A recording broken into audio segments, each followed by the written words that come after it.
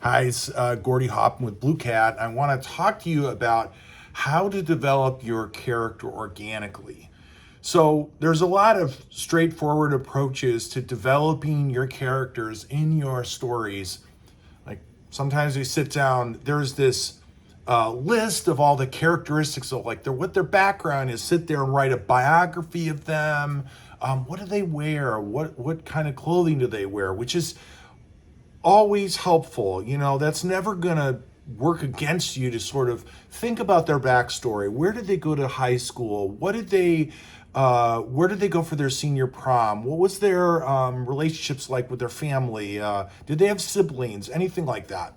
That's outside and sort of backstory to your project. That's always going to help you sort of understand the motives of the characters and the choices that they're going to make, which are going to affect the plot and drive your story ultimately. And so knowing who they are is always going to be important. So we do always become intimate to our characters.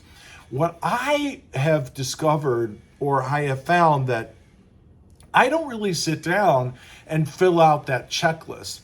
I find the character oftentimes through the process of writing, where they're just sort of a name, and maybe I have a mental picture of them. I know sort of what I want them to do initially because of the plot.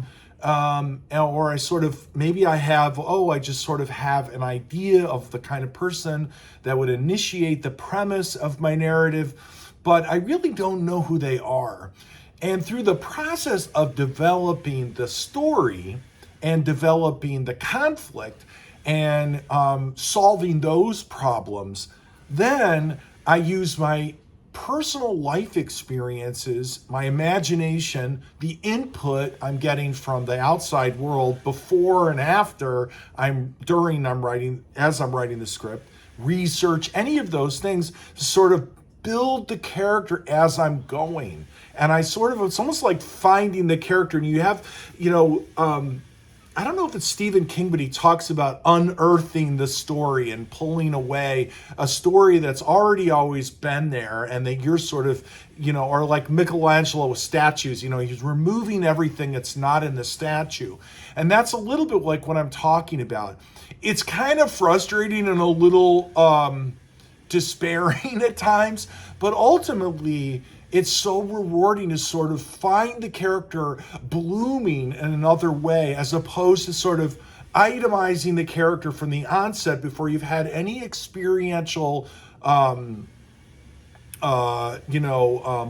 or energy or inspiration in the process of crafting the actual work that you're doing. So just something to think about, not getting too hung up on knowing who your characters are before you getting into writing, and finding them along the way and finding them organically. So